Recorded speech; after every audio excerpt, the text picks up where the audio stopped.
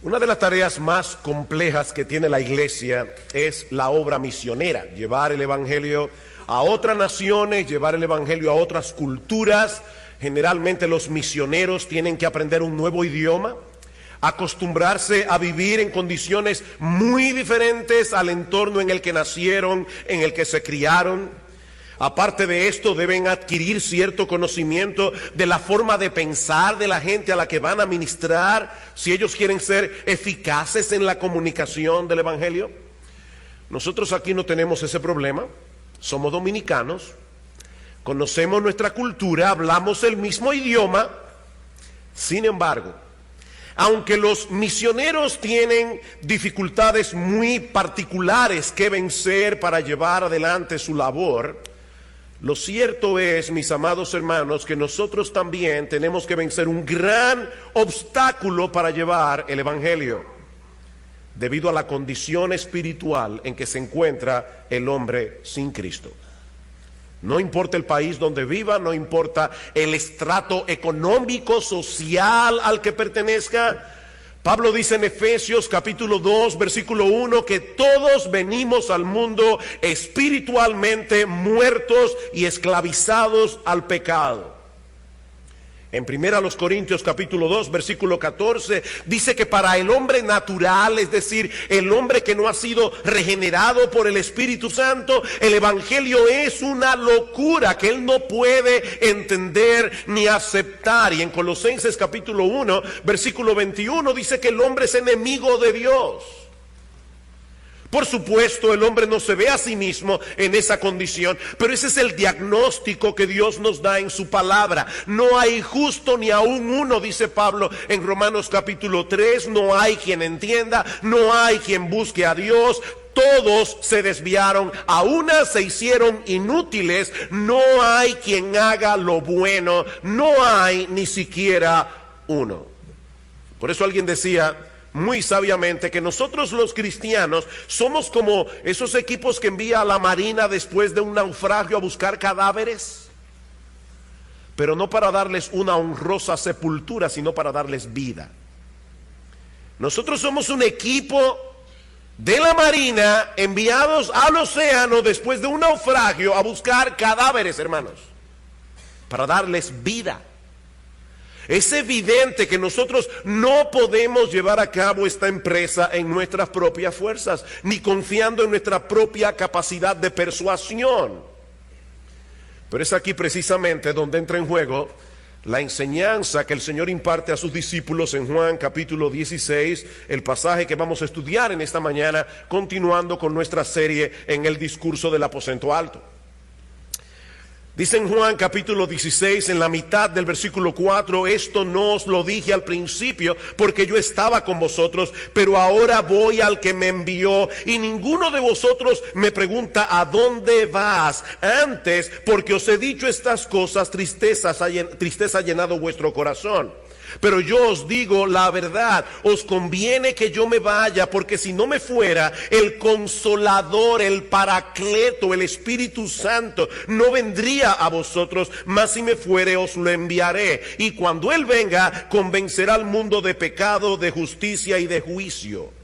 De pecado por cuanto no creen en mí, de justicia por cuanto voy al Padre y no me veréis más, y de juicio por cuanto el príncipe de este mundo ha sido ya juzgado. Aún tengo muchas cosas que deciros, pero ahora no las podéis sobrellevar. Pero cuando venga el Espíritu de verdad, Él os guiará a toda la verdad, porque no hablará por su propia cuenta, sino que hablará todo lo que oyere y os lo hará saber, y os hará saber las cosas que habrán de venir. Él me glorificará, porque tomará de lo mío y os lo hará saber.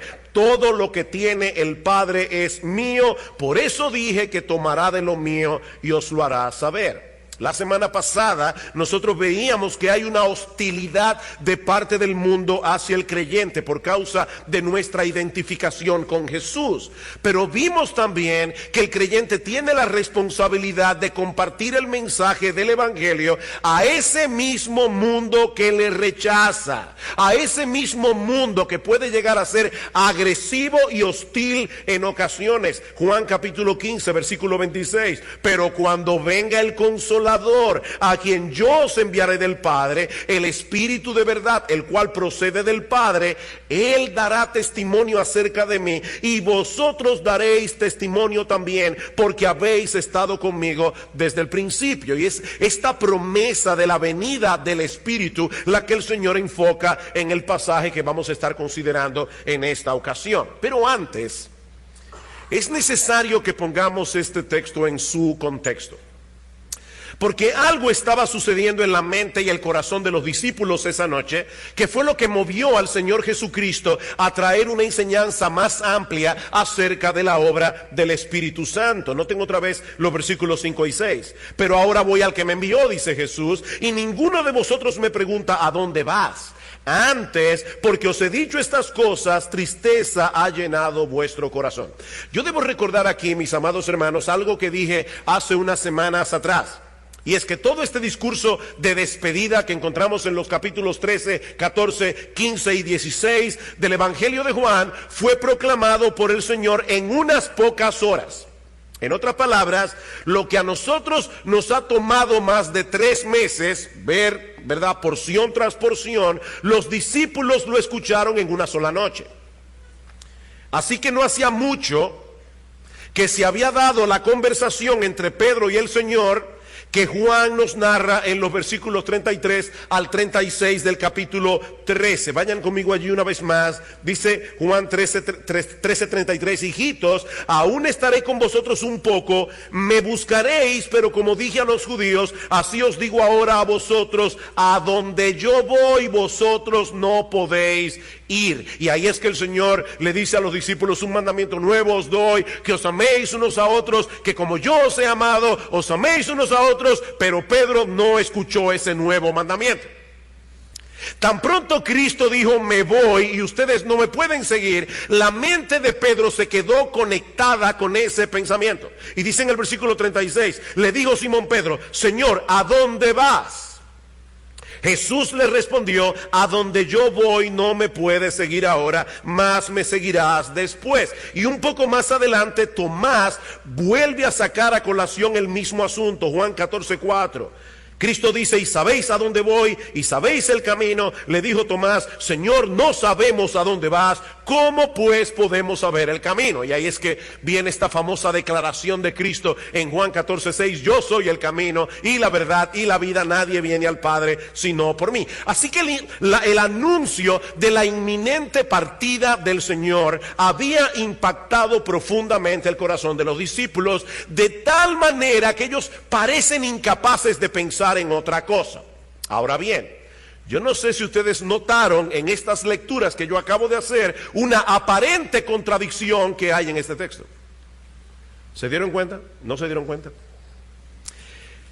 Cristo dice en el versículo 5: pero ahora voy al que me envió y ninguno de vosotros me pregunta: ¿a dónde vas? ¿Y qué fue lo que Pedro le preguntó? Señor, ¿a dónde vas? ¿Cómo que ninguno de ellos le pregunta al Señor: ¿a dónde vas? Porque la intención real de los discípulos no era recibir una respuesta. Hay preguntas que no son preguntas. Hay preguntas que no son preguntas. Por ejemplo, imagínate que tú le prometes a tu hijo de 5 años: el sábado vamos a la playa. Y ustedes saben cómo son los niños. Esa noche él duerme con el tubo agarrado y con el traje de baño puesto.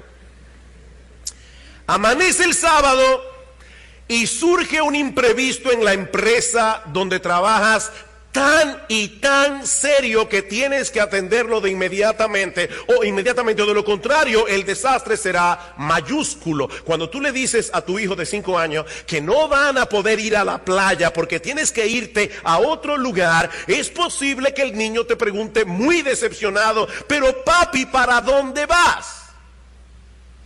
Por supuesto, a él no le interesa que tú le respondas cuál es tu destino, porque esa no es su pregunta. Él está expresando la queja de su corazón. Él está expresando la perplejidad de su corazón, porque este cambio de planes lo afecta a él. Y eso fue precisamente lo que sucedió con los discípulos esa noche. Si bien es cierto que la tristeza de los apóstoles era una manifestación evidente de su deseo de estar con Cristo, al mismo tiempo revela una actitud sumamente egoísta y egocéntrica, porque toda la preocupación de estos hombres estaba centrada en ellos y no en Jesús ni en el significado redentor de su partida. Ya Cristo les había dicho en Juan 14:28, si me amarais, os habríais regocijado, porque he dicho que voy al Padre. Pero ellos no estaban experimentando ningún gozo en ese momento. Por eso Cristo dice en el versículo 6, antes, porque os he dicho estas cosas, tristeza ha llenado vuestro corazón. Y mis hermanos, esto debe ser una gran lección para todos nosotros. Porque muchas veces estamos tan centrados en nuestro propio mundo, muchas veces estamos tan centrados en los beneficios que podemos derivar del Evangelio, en nuestra relación con Jesús, que no ponemos atención a lo que Él dice. Y perdemos de vista por completo la forma como las cosas que suceden impactan el avance del reino de Dios. Si hay algo de lo que yo me he dado cuenta como creyente y como predicador, es que es muy fácil decir que la vida cristiana gira en torno a Cristo y no a nosotros. Eso es muy fácil. Es muy fácil repetir el Padre Nuestro, Señor, venga tu reino, hágase tu voluntad en la tierra como en el cielo. Pero lo que muchas veces hay en nuestro corazón es, Señor, venga mi reino y hágase mi voluntad. La realidad es, mis hermanos, que nuestro yo es como un imán poderoso que constantemente nos empuja fuera de Jesús para que gravitemos en torno a nosotros mismos. Y somos tan egocéntricos que muchas veces aún evaluamos la iglesia y el ministerio de la iglesia en función de nuestras necesidades. Si me gustó los himnos, si me gustó la prédica, si se cantó lo que yo quería, si las actividades de la iglesia tienen que ver conmigo, yo, no en función del reino de Dios y del Evangelio. Pero gracias al Señor que Él no nos da lo que queremos, sino lo que realmente necesitamos. ¿Qué querían los discípulos en ese momento? Que Jesús no se fuera. Sin embargo, era beneficioso para ellos que Él partiera, versículo 7. Pero yo os digo la verdad, os conviene que yo me vaya, porque si no me fuera, el Consolador no vendría a vosotros, mas si me fuere, os lo enviaré. Era necesario que el Señor concluyera su obra de redención, que muriera en la cruz, que resucitara al tercer día, que ascendiera a los cielos, que se sentara a la diestra de Dios, para que entonces el Espíritu Santo venga a aplicar esa obra ya completa en el corazón de los hombres. Y aunque los discípulos no lo entendieran en ese momento, la partida de Jesús era beneficiosa para ellos, porque ellos iban a disfrutar la venida del Espíritu Santo. ¿Alguna vez ustedes han pensado, oye, qué bueno hubiera sido vivir en la época de Jesús? No, probablemente si tú vivieras en la época de Jesús nunca hubieras podido verlo. Hubieras tenido que viajar a no sé dónde. Jesús estaría rodeado de gente. Como dice Juan Carlos Rael, el cuerpo físico de Cristo solo podía estar en un sitio a la vez, mientras que el Espíritu Santo puede estar en todos los sitios a la vez, obrando en el corazón del creyente y a través de los creyentes obrando en el mundo. ¿Cómo podemos explicar que estos mismos discípulos que muchas veces no entendían las palabras de Jesús, que iban a salir huyendo en el momento de su arresto, son los mismos que encontramos en el libro de los Hechos, unas semanas más tarde, predicando el Evangelio sin temor? A pesar de las amenazas de los líderes religiosos de Israel, ¿cómo explicamos ese cambio? El Espíritu Santo. El Espíritu vino sobre ellos en el día de Pentecostés, tal como Jesús lo había prometido, y el panorama cambió radicalmente. Dice en Hechos 4:31, todos fueron llenos del Espíritu Santo y hablaban con denuedo, con coraje, con valentía la palabra de Dios. Y en Hechos 5:41, después de haber sido azotados, dice que salieron gozosos del concilio, habiendo sido tenidos por dignos de padecer afrenta por el nombre. el Espíritu Santo.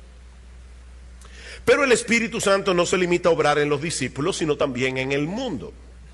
De hecho, nadie puede llegar a ser creyente a menos que el Espíritu Santo no obre en su corazón para traerlo a Cristo en arrepentimiento y fe. Y eso es lo que vemos en los versículos 8 al 11. Y cuando Él venga, convencerá al mundo de pecado, de justicia y de juicio. De pecado por cuanto no creen en mí, de justicia por cuanto voy al Padre y no me veréis más, y de juicio por cuanto el príncipe de este mundo ha sido ya juzgado. He aquí la solución al dilema que planteamos al principio.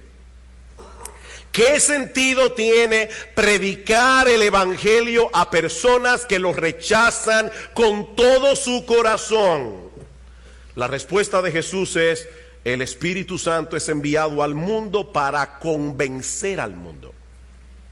Y esta palabra convencer significa exponer, acusar, dejar sin argumento, convencer de culpabilidad. En otras palabras, Él se encargará de que muchos que ahora pertenecen al mundo vean su culpa, vean su vergüenza, de modo que puedan venir a Cristo en arrepentimiento y fe. Eso hace el Espíritu Santo. El Señor dijo en cierta ocasión que los sanos no tienen necesidad de médicos, sino los enfermos. Así que lo primero que hace el Espíritu Santo para traernos a salvación es hacernos ver que estamos en serios problemas, que necesitamos ser salvados. Es por eso que el Espíritu Santo viene para convencer al hombre de pecado, de justicia y de juicio. De paso, hermanos, noten que el texto no dice: cuando Él venga, convencerá al mundo de que Dios lo ama y tiene un plan maravilloso para él. Que Jesús es un gran amigo. Y que Él viene a resolver todos tus problemas. Él viene a quitar el vacío de tu corazón. No, Jesús puede hacer todo eso, pero lo primero que Él hace es convencerte de pecado, de justicia y de juicio. Ahora, ¿qué significa eso? Hermanos, este texto es uno de los textos más difíciles de todo el discurso del aposento alto. De hecho, hay mucha discusión entre los comentaristas acerca de qué significa eso que el Espíritu Santo hace. Yo creo que Donald Carson, en su forma de interpretar este texto, tiene razón. Así que yo voy a seguir sus pasos aquí.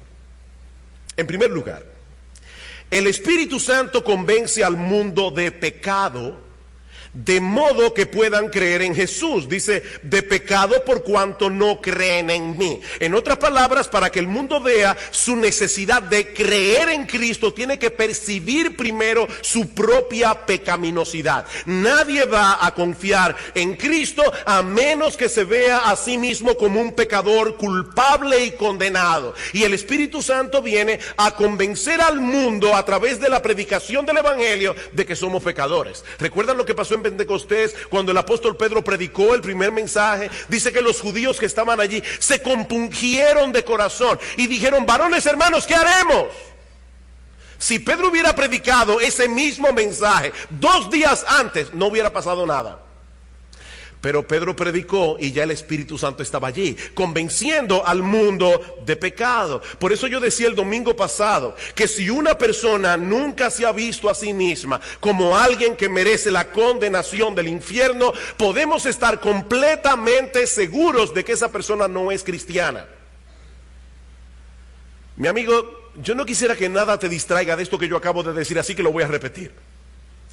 Si una persona nunca se ha visto a sí misma como alguien que merece la condenación del infierno, nosotros podemos estar absolutamente seguros, como si tuviéramos delante de nuestros ojos el libro de la vida, que esa persona no es cristiana. Con toda seguridad. Porque lo primero que hace el Espíritu Santo es convencernos de pecado. Y lo segundo que hace, según este texto, es convencernos de que nuestra propia justicia es totalmente inadecuada para salvarnos. Vean el texto otra vez en el versículo 10. Dice: cuando Él venga, convencerá al mundo de pecado, de justicia. Y dice en el versículo 10, de justicia por cuanto voy al Padre y no me veréis más.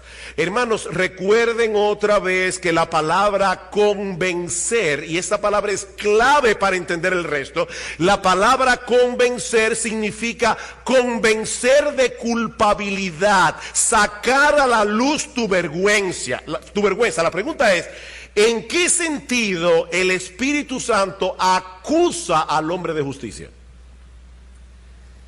¿Cómo se puede acusar a alguien de tener justicia?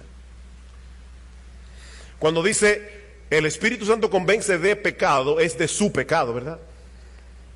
Bueno, ese su no aparece en el texto, pero podemos añadirlo también. El Espíritu viene a convencer al hombre de su justicia.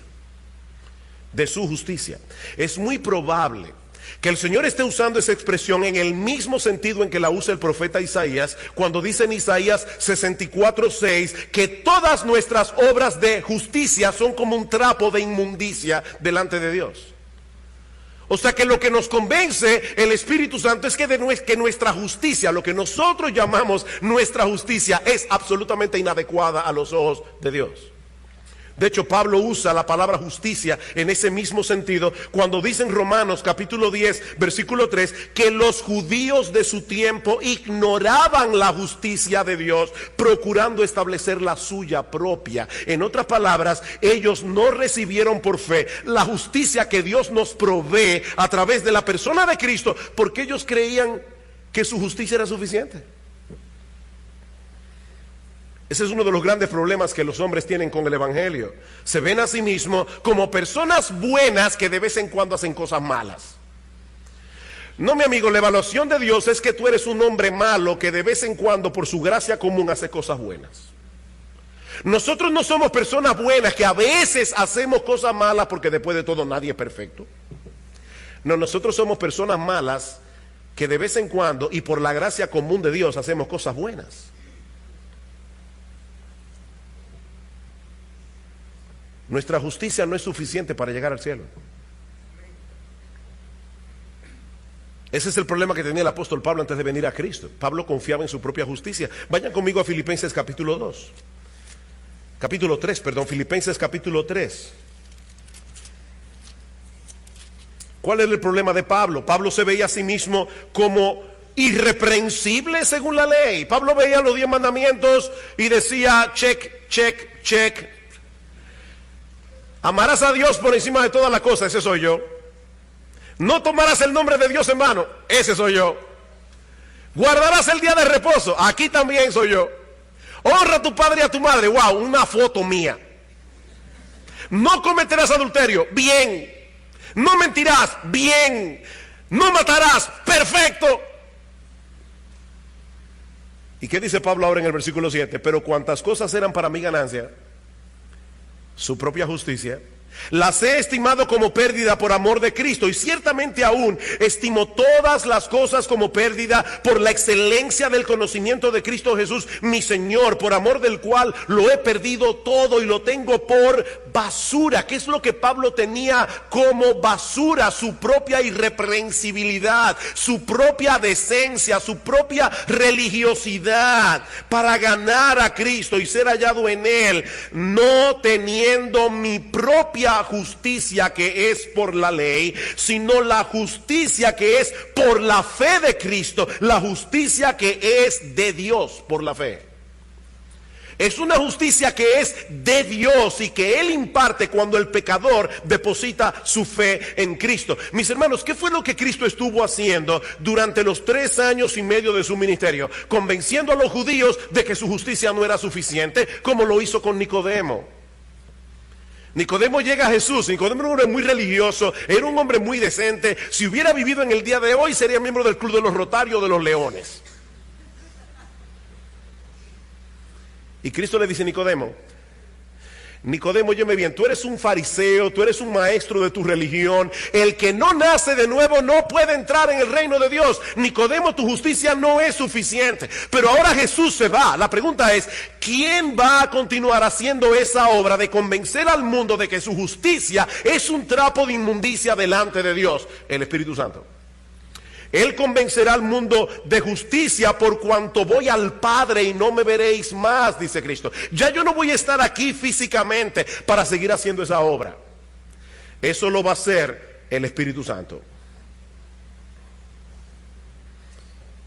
Debemos hacerle ver al mundo que la buena noticia del Evangelio comienza con una mala noticia. Somos pecadores culpables y nuestras buenas obras no son suficientes para resolver ese problema. Mi amigo, nosotros no tenemos otra opción que dejar de confiar en nuestra propia justicia y recibir por la fe la justicia que Dios ha provisto en la persona de nuestro Señor Jesucristo. Él obedeció perfectamente la ley de Dios y luego murió en una cruz siendo inocente en representación de todos aquellos a quienes Él vino a salvar. Y aunque te parezca increíble, cuando una persona confía en Cristo, deposita su fe en Cristo, la justicia perfecta de Cristo es puesta en su cuenta por medio de la fe. Dios te ve como si nunca en tu vida hubieras roto un plato. Y te trata como merece ser tratado Jesús, por medio de la fe.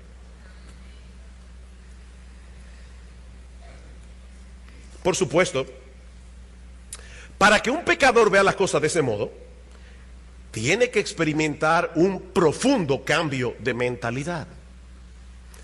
Y eso requiere otra vez la intervención del Espíritu Santo. Juan capítulo 16. Dice, cuando Él venga, convencerá al mundo de pecado, de justicia y de juicio.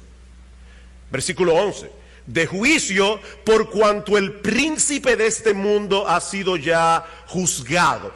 ¿En qué sentido el Espíritu viene a convencer al mundo de juicio? A hacerle ver la culpabilidad de su juicio. A hacerle ver la vergüenza que deberían tener por el juicio que han hecho. ¿En qué sentido? La clave parece estar en lo que sigue diciendo luego. Viene a convencer al mundo de juicio por cuanto el príncipe de este mundo ha sido ya juzgado. Hermanos, ¿dónde fue juzgado el príncipe de este mundo? Obviamente en la cruz del Calvario. En Juan capítulo 12, versículo 31, mirando hacia la cruz, Cristo dice, ahora es el juicio de este mundo, ahora el príncipe de este mundo será echado fuera. En otras palabras, lo que pareció una terrible derrota para Jesús fue en realidad una aplastante victoria contra el príncipe de este mundo. Cristo venció en debilidad, muriendo en la cruz del Calvario por nuestros pecados. Pero ¿saben qué? Ese no es el juicio que el mundo hace de lo que pasó en la cruz. El mundo no lo ve de ese modo. Cuando el mundo evalúa la muerte de Cristo en la cruz, hace un juicio equivocado de lo que realmente ocurrió allí. Pero entonces interviene el Espíritu Santo para darle convicción al pecador, no solo de que su juicio con respecto a Jesús es totalmente equivocado, sino también que es el producto de un prejuicio pecaminoso. O sea, el Espíritu Santo viene a convencer al hombre, no solo de que su juicio es erróneo, sino de que él razona equivocadamente por un prejuicio pecaminoso de su corazón. ¿Cómo así? Ellos prefieren pensar que Jesús fue derrotado en la cruz antes que verlo como un Salvador victorioso, porque entonces tienen que someterse a su señorío. Pero el Espíritu Santo hace una obra tal de transformación en el corazón del pecador que de repente comienza a ver a Cristo con otros ojos. Yo creo que pocos textos del Nuevo Testamento presentan esta verdad en una forma tan hermosa y tan impactante como 2 Corintios capítulo 4. 2 Corintios capítulo 4.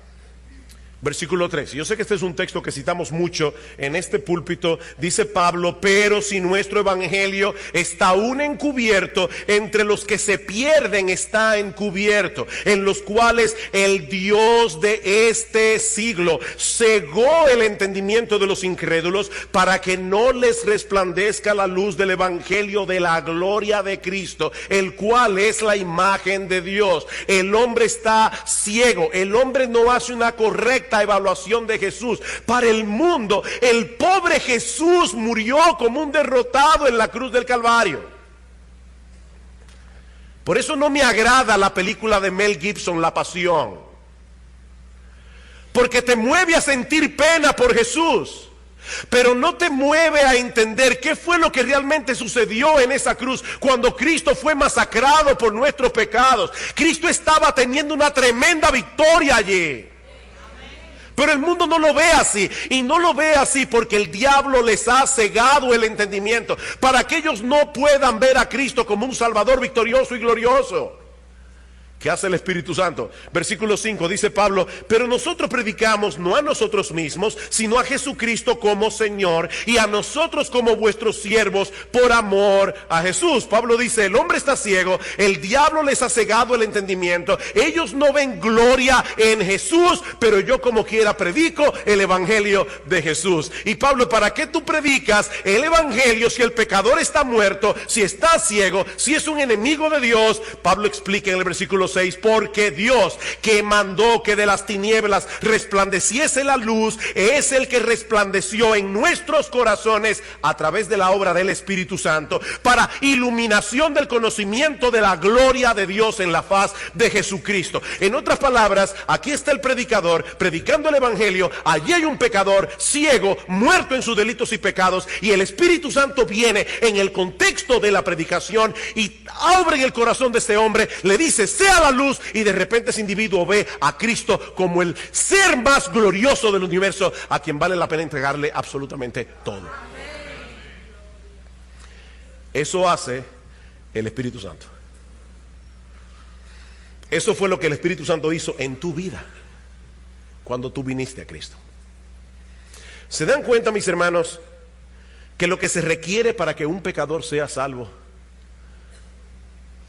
tiene que ser absolutamente divino?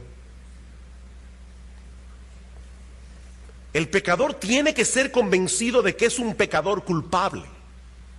Tiene que ser convencido de que su supuesta justicia es un trapo de inmundicia delante de Dios. Y tiene que ser convencido de que él está completamente equivocado con respecto a las cosas espirituales, y sobre todo en su juicio con respecto a la persona y a la obra de Jesús.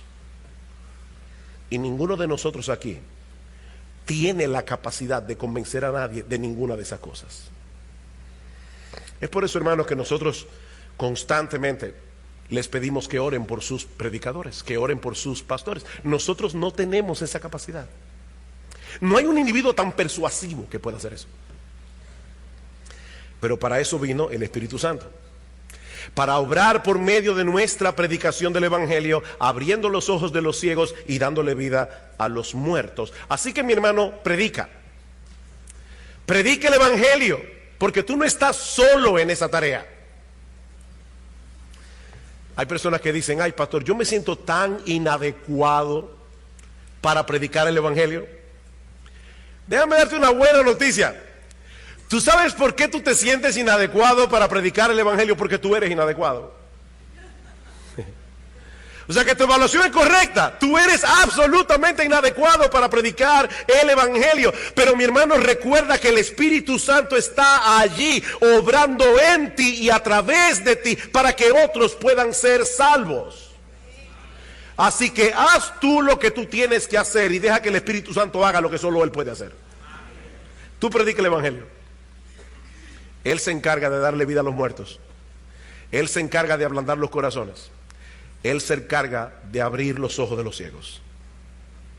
Pero hay algo más en nuestro texto que veremos más brevemente. Y es la obra del Espíritu revelando la verdad para que Jesús pueda ser más ampliamente glorificado. Versículo 12. Aún tengo muchas cosas que deciros, le dice Cristo a los apóstoles, pero ahora no las podéis sobrellevar. En ese momento los discípulos no estaban en la capacidad de entender muchas cosas. Primero, porque eran inmaduros. Y segundo, porque los hechos cruciales de la obra redentora de Cristo no habían sucedido todavía. Recuerden que ellos estaban antes de la cruz. Pero después de la muerte de Cristo, de su resurrección, todas las piezas del rompecabezas comenzarían a caer en su lugar y los apóstoles comenzarían a entender claramente el evangelio y sus implicaciones por la obra del Espíritu. Versículo 13. Pero cuando venga el Espíritu de verdad, y una nota aquí entre paréntesis, esta promesa no es para todo el mundo. Esa promesa fue dada a estos mismos apóstoles que estaban perplejos. Pero cuando venga el Espíritu de verdad, Él a ustedes, los apóstoles, los guiará a toda la verdad, porque no hablará por su propia cuenta, sino que hablará todo lo que oyere y os hará saber las cosas que habrán de venir. El Espíritu Santo es una persona divina, pero Él no hablaría por su propia cuenta. Él iba a continuar las enseñanzas de Jesús, que por cierto, al venir a este mundo como hombre, tampoco habló por su propia cuenta. Es increíble la sumisión de las tres personas de la Trinidad. Hermanas, cuando se habla de sumisión, generalmente se piensa, ¿verdad?, en la sumisión de la mujer al hombre, pero hay sumisión en todos los estratos de la sociedad. Dios creó el mundo con autoridad, en el trabajo, en la iglesia, en el gobierno, en la casa. Y a nosotros nos molesta la palabra sumisión. Cristo vino al mundo a hablar lo que el Padre le dijo que hablara. Y el Espíritu Santo viene enviado por el Padre y por el Hijo para hablar lo que el Padre y el Hijo le dicen que hable. Y los tres son Dios, iguales en dignidad, iguales en autoridad. Dice el Señor en Juan 7:16, mi doctrina no es mía, sino de aquel que me envió. El que quiere hacer la voluntad de Dios conocerá si la doctrina es de Dios o si yo hablo por mi propia cuenta. El que habla por su propia cuenta, su propia gloria busca. Cada vez que tengo la oportunidad de hablar a predicadores, les leo este texto. Este es uno de los versículos que los predicadores deberían poner delante de su escritorio cada vez que se sientan a estudiar la palabra de Dios para predicarla a otros. El Hijo de Dios encarnado se cuidó de traspasar con toda fidelidad el mensaje que Dios el Padre le había encomendado. ¿Cuánto más nosotros? Hermanos, pararse en un púlpito es una tremenda responsabilidad. Nosotros tenemos que estar completamente seguros de que lo que estamos diciendo es lo que dice Dios. Porque las opiniones mías o de cualquiera de los pastores de esta iglesia, mis amados hermanos, no valen un centavo. Nuestras opiniones personales no sirven de nada. Nosotros venimos aquí para predicar la palabra de Dios. Porque eso fue lo que hizo Jesús. Versículo 49 del capítulo 12, porque yo no he hablado por mi propia cuenta, dice Jesús. El Padre que me envió, Él me dio mandamiento de lo que he de decir y de lo que he de hablar. Así pues, lo que yo hablo, lo hablo como el Padre me lo ha dicho. Y en el capítulo 14, versículo 10, las palabras que yo os hablo, no las hablo por mi propia cuenta. Y ahora viene el Espíritu Santo enviado al mundo y no viene a hablar por su propia cuenta, sino a continuar enseñando lo que Jesús comenzó a enseñar cuando estuvo aquí. La verdad de Dios, que los discípulos necesitaban conocer acerca de la obra redentora de Cristo y de las cosas que iban a suceder como fruto de la obra redentora de Cristo. Por eso dice en el versículo 14 de Juan 16, Él me glorificará porque tomará de lo mío y os lo hará saber. ¿A qué viene el Espíritu Santo? A glorificar a Cristo, tomando lo de Cristo, es decir, todo lo relacionado a su persona, a su obra, a sus enseñanzas y hacérselo saber a los discípulos. Esto es una promesa similar a la que encontramos en Juan 14:26. Mas el Consolador, el Espíritu Santo, a quien el Padre enviará en mi nombre, Él os enseñará todas las cosas y os recordará todo lo que yo os he dicho. ¿Cómo los apóstoles pudieron muchos años después escribir los evangelios y relatar palabra por palabra los grandes discursos y las enseñanzas del Señor? El Espíritu Santo los inspiró para recordar esas cosas. Por eso les decía que esta promesa no es para todos. Nosotros nos beneficiamos de esa promesa porque ahora tenemos en nuestras manos el libro que los apóstoles inspirados por el Espíritu Santo escribieron. Pero fue a ellos a quienes Dios los guió a toda verdad, a toda la verdad que ellos necesitaban conocer acerca del Evangelio. ¿Saben lo que eso significa, mis amados hermanos? Que nuestro Señor Jesucristo es el centro de la Biblia. Cristo mismo dice en Juan capítulo 6, versículo 5, 39, escudriñáis las escrituras porque a vosotros os parece que tenéis la vida eterna y ellas son las que dan testimonio de mí. O sea que el Antiguo Testamento habla de Jesús. De hecho, Él le dice a los judíos, si ustedes le creyeran a Moisés, me creyeran a mí, porque fue de mí que le escribió. El Antiguo Testamento habla de Jesús. ¿Recuerdan a los discípulos camino de Emaús? Cuando iban por el camino y comienzan a decirle a Jesús: ay, nosotros creíamos que este Mesías era el que iba a redimir a Israel de sus pecados. Y Cristo le dice: oh insensatos y tardos de corazón para creer todo lo que los profetas han dicho. Y dice, y comenzando desde Moisés y siguiendo por todas las escrituras, les enseñaba en todos los profetas lo que de él decían. Jesucristo es el centro del Antiguo Testamento. Pero ahora en el discurso del aposento alto, Jesús les promete a los apóstoles la inspiración del Espíritu Santo para escribir el Nuevo Testamento y dar a los creyentes una mejor comprensión del Evangelio para la gloria de Jesús. Así que Jesús es el centro también del Nuevo Testamento. Versículo 14 otra vez: Él me glorificará porque tomará de lo mío y os lo hará saber. Todo lo que tiene el Padre es mío. Por eso dije que tomará de lo mío y os lo hará saber. Hermanos, el Nuevo Testamento no es otra cosa que una amplia explicación del Evangelio para que entendamos quién es Jesús y qué fue lo que él hizo a nuestro favor a través de su vida y de su muerte. Y en la misma medida en que los creyentes entienden lo que el Nuevo Testamento revela acerca de Jesús y acerca del Evangelio, en esa misma medida la iglesia está preparada para darle gloria a Jesús. Él me glorificará. ¿Cómo? Enseñándoles la verdad acerca de mí y acerca del Evangelio. Es por eso que Donald Carson dice muy sabiamente que la enseñanza de este texto nos libra de dos extremos igualmente peligrosos y dañinos: el de un cristianismo emocional carente de doctrina y el de una ortodoxia fría carente de emoción. Hermanos, algunos en las iglesias en el día de hoy menosprecian el estudio serio y profundo de las Escrituras, calificándolo de poco espiritual, dice Carson, y prefiriendo vociferar alabanzas a bases de respuestas bien elaboradas y clichés, como si la magnitud de la gloria que ofrecemos a Jesús dependiera de los decibelios de nuestros cantos y expresiones o de cuán ignorantes somos de la fe que profesamos. Mientras más bulla, más gloria. La doctrina no importa, eso es seco, eso es frío.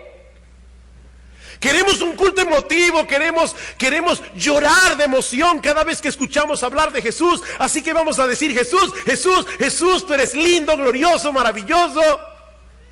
Aleluya. Y yo no estoy en contra de que digamos aleluya en el culto. Lo que estoy diciendo, mis hermanos, es que eso no sirve de nada. Eso no sirve de nada. Una emoción sin doctrina no sirve de nada. Pero por el otro lado, dice Carson, también están aquellos que menosprecian el gozo espontáneo de la adoración y el entusiasmo colectivo, considerando que tales cosas son meras emociones, como si la magnitud de la gloria que ofrecemos a Jesús depende de cuántas verdades podemos acumular en la cabeza. Pero ¿qué hace el Espíritu Santo? Él viene a revelar la verdad acerca de Jesús y acerca del Evangelio. ¿Para qué? Para glorificar a Jesús.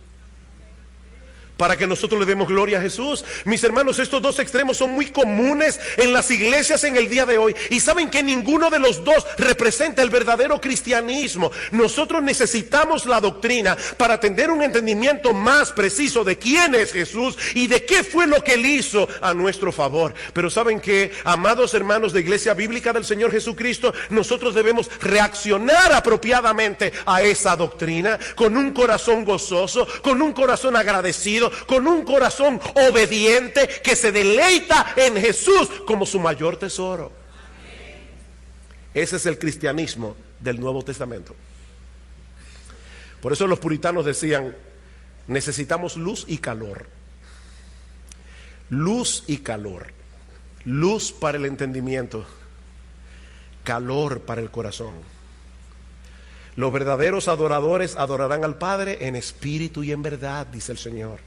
Dios es espíritu, y los que le adoran en espíritu y en verdad es necesario que adoren. Oh, mis hermanos, que Dios nos libre, que Dios libre esta iglesia del emocionalismo y de los manipuladores emocionales que tanto abundan en muchas iglesias en el día de hoy. Que Dios nos libre, pero que Dios nos libre también de un cristianismo frío y cerebral, carente de gozo y de entusiasmo. El Espíritu vino a revelarnos a Cristo, iluminando nuestro entendimiento para que tengamos una mejor comprensión del Evangelio, no simplemente para que seamos ortodoxos en doctrina, sino para que seamos adoradores de Jesús, ardientes y apasionados. Para que ninguna cosa de este mundo pueda competir en nuestra devoción a Él. Y eso nos lleva de vuelta a la enseñanza de la vid y los pámpanos que veíamos hace unas semanas atrás en Juan 15. Mis hermanos, si nosotros queremos dar fruto, ¿tú quieres dar fruto en tu vida? ¿Tú quieres tener una vida cristiana fructífera? ¿Tú quieres luchar eficazmente contra el pecado que todavía mora en ti? No debemos concentrarnos primariamente en dar fruto. ¿Recuerdas eso? Si quieres dar fruto, no debemos concentrarnos primariamente en dar fruto, sino en permanecer en Jesús. Permanecer en Jesús, en mantenernos aferrados a Jesús, en dependencia de Jesús, cada momento, cada día. Pero ¿saben qué, mis amados hermanos? Eso no ocurre en un vacío. Nosotros necesitamos adquirir una comprensión cada vez más precisa del Evangelio y vivir en consecuencia. Es de eso que se trata el Nuevo Testamento. El Espíritu Santo inspiró a los apóstoles a darnos todas esas explicaciones acerca de la obra redentora de Cristo, porque necesitamos entender el Evangelio y predicarnos el Evangelio y aplicarnos el Evangelio continuamente. Así que, mi hermano, conoce tu Biblia. Conoce tu Biblia, empápate de tu Biblia y pídele a Dios en oración que use ese conocimiento para darte un corazón apasionado por Jesús, porque toda la Biblia trata acerca de Él. Y si hay alguien aquí que todavía está confiando en su religiosidad o en su decencia, creyendo que por alguna de estas cosas será recibido en la presencia de Dios, mi amigo, déjame recordarte una vez más que el Espíritu Santo vino al mundo a convencer a los hombres de su pecado, de la insuficiencia de su propia justicia y del error de su juicio. Es imposible que un pecador llegue al cielo sin Cristo, porque en ningún otro hay salvación, dice Pedro en Hechos 4:12, porque no hay otro nombre bajo el cielo dado a los hombres en que podamos ser salvos. No hay otro nombre. Yo soy el camino y la verdad y la vida, dice el Señor. Nadie viene al Padre sino por mí. Ven y ampárate por la fe en la justicia perfecta de Jesús, en su muerte en la cruz del Calvario. Reconoce que eres un pecador culpable, porque todo aquel que viene a Él clamando por misericordia, misericordia recibirá. Todos tus pecados serán perdonados. Todos tus pecados te serán perdonados. El Señor te otorgará de pura gracia el don de la vida eterna en Cristo, pero tienes que confiar en Él exclusivamente. Así que, mi amigo, no te vayas de este lugar como llegaste. La puerta de la salvación sigue abierta para ti.